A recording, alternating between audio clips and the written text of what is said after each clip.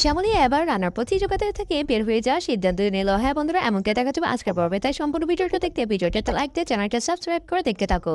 গল্পের শুরুতে দেখা যায় ওর শ্যামলী খুব অনিকেতের জন্য অস্থির হয়ে গেছে। এদিকে অটিশন শুরু হয়ে গেছে, কিন্তু অনিকেত কিছুতেই আসছে না। এটা নিয়ে সেই চিন্তিত হয়ে গেছে। হঠাৎ করে রান্না করতে গিয়ে শ্যামলীর হাতটা কেটে যায়, আর তখনই ওর মনের ভিতর খুঁটে গিয়ে ওঠে। আর ওইদিকে দেখা যায় ওর শ্যামলীর একটি ভিডিও প্রচুর পরিমাণে নেট জগতে ভাইরাল হয়ে গেছে। আর এই বিষয়ে শ্যামলী কিছুই জানে না।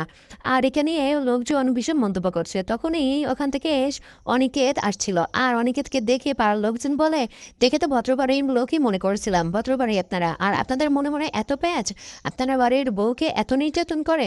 কিন্তু অনিকেত তখন বলতেছে আসলে বিষয়টা এরকম না, এটা সম্পূর্ণ একটা অভিনয়। সে কোনোভাবেই লোকজন কোনো কিছু শুনতেছে না। এক পর্যায়ে শ্যামলীর সাথে হাতাহাতি হয়ে যায়, আর লোকগুলা অনিকেতকে ধাক্কা মেরে ফেলে দেয়, আর অনিকেতের মাথাটা ফেঁকে যায়। আর এই অবস্থা। আর ঠিক তখনই শ্যামলী মনের ভিতরে কুইটাকিয়া উঠে যে অনেকে এত দেরি করছে, কারণ আমাকে তো বলেছিল ও তাড়াতাড়ি চলে আসবে, কিন্তু এদিকে ওকে রান্নায় মন দিতে হবে। আর তখন রান্নাগুলো করতে থাকে। এক পর্যায়ে শ্যামলী রোহিণীকে বলে, তোমার দাদার একটু খোঁজ না তো, ওর তো এত দেরি হওয়ার কথা না। তখন রোহিণী বাইরে গিয়ে ওর দাদাকে ফোন দেয়। আর ওইদিকে প্রীতম ফোনটা ধরে আর বলে কি, কিরে তোরা আসছিস না কেন? দাদা ভাইয়ের জন্য ওইদিকে শ্যামলী অস্থির হয়ে গেছে। তখন প্রীতম ওকে সবকিছু খুলে বলে, আর বলে বিষয়টা আমি তোকে সেন্ড করছি, তুই দেখে নে। আর তখন রোহিণীও ভিডিওটা দেখে ভীষণ আপসেট হয়ে পড়ে আর টেনশন করতে থাকে। এদিকে রান্নার ভিতর হঠাৎ করে ব্রেক দিয়ে দেয় অটিশনের লোকজন। আর তখন শ্যামলী রোহিণীর কাছে এসে বলে, তুমি কি তোমার দাদাকে ফোন করেছিল? ও এখনো আসতে না কেন? তখন বলে, আসলে আমি ফোন করেছি, কি হয়েছে আমাকে বলো তো। ও রোহিণী ভীষণ অস্থিরতা দেখে শ্যামলী জিজ্ঞেস করে। তখন রোহিণী শ্যামলীকে বলে, আসলে তোমার ভিডিওটা প্রচুর পরিমাণে ভাইরাল হয়ে গেছে, আর এটা নিয়ে লোকজন অনেক আজেবাজে কথা বলতেছে। ঠিক তখন শ্যামলী বলে উঠে, এই জন্য আমি এই ধরনের মিথ্যা কথা বলতে চাইনি, আর এই ধরনের ভিডিও আমিও করতে চাইনি। আর দেখা তো রয়ে দি ভিডিওটা গিয়েছে। তখন শ্যামলী দেখে তো একদম মাথা করে যায়, বলে কি আমি যতটুকু বলেছি তার সঙ্গে এরা বাড়িয়ে মিথ্যা প্রচার করেছে, আমার সঙ্গে প্রতারণা করেছে, আমাকে ঠকানো হয়েছে, আমি এদেরকে ছাড়বো না, এই বলে ওখান থেকে চলে যেতে চায়। আর তখনই একটা মহিলা এসে বলে, কি ব্যাপার, আপনি এখান থেকে যাচ্ছেন না কেন? ওদিকে আপনি না গেলে পরে অটিশন শুরু হতে পারছে না। তখনই তাকে দূরে নিয়ে শ্যামলী ওকে ওখানে চলে যায়। আর এর ভিতরে ওখানে অনেকে চলে আসে মাথায় ব্যান্ডেজ পরা অবস্থায়। আর শ্যামলী তো এটা নিয়েই কথা বলবে। ঠিক তখনই উপর থেকে অনিকেতকে দেখে ওর ভীষণ মন খারাপ হয়ে যায়। দেখা যায় অনিকেতের মাথায় ব্যান্ডেজ পরা রয়েছে, আর একে দেখতে শ্যামলী কান্না করতে থাকে।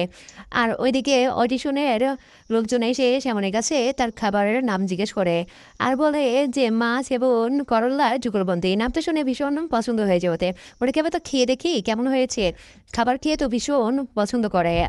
এদিকেও শ্যামলী তখনও কান্না করতে থাকে। তখন জাজরা বলে, এবার আপনি কান্না থামান, আপনার খাবার তো অনেক ভালো হয়েছে, এখন থেকে এই খাবারটাই আমি আমার বাড়িতে রান্না করবো। আরেকজন বলে, একে আমার রেস্টুরেন্টকে রাখবো, আপনার কাছ থেকে শিখতে হবে। তখন শ্যামলী কান্নাই করতে থাকে। তখন বলে, আমি কেন কান্না করছি আপনারা শুনবেন?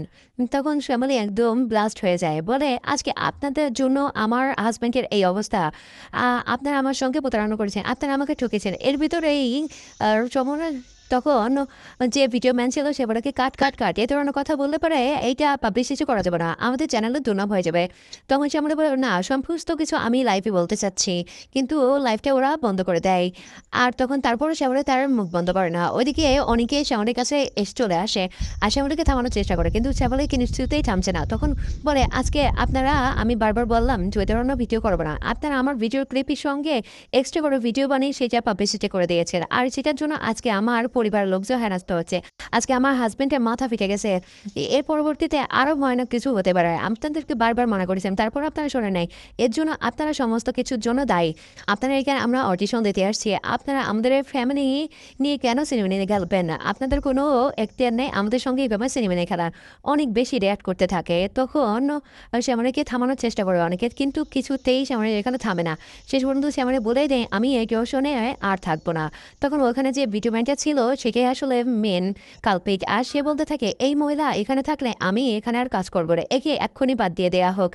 সামান্য একটা ভিডিওর জন্য এরকম করছে। তখন সামনে আবার বলে, সামান্য একটা ভিডিও, আপনার সামান্য ভিডিওর জন্য আজকে আমার স্বামী মাথা ফেঁকেছে, কালকে যে আরো বড় ধরনের দুর্ঘটনা ঘটবে না এরকম গ্যারান্টি আছে? সবাই ভিডিওটা দেখেন। এই বলে সেমনই অনেকের কাছ থেকে ফোনটা নিয়ে সবাইকে দেখেন দেখেন কতটুকু ভিডিও ছিল, আর আপনারা বানিয়ে কত বড় করে দিয়েছেন। আর একে নিয়ে আমার পরিবার ভীষণ পরিমাণে হেনস্থা হচ্ছে। এর দায়িত্ব আপনি কে নেবেন? পরবর্তীতে কোনো অ্যাক্সিডেন্ট হলে তার দায়িত্ব আপনি নেবেন? কখনোই নেবেন না, তাই না? না তখন শ্যামলীকে লোকজন থামানোর চেষ্টা করে কিন্তু কিছুতেই থামে না। শেষ পর্যন্ত শ্যামলীও বলে দেয় যে হ্যাঁ আমি এই অডিশনে আর থাকতে চাচ্ছি না, এরকম অডিশনে থাকার থেকে না থাকাই ভালো।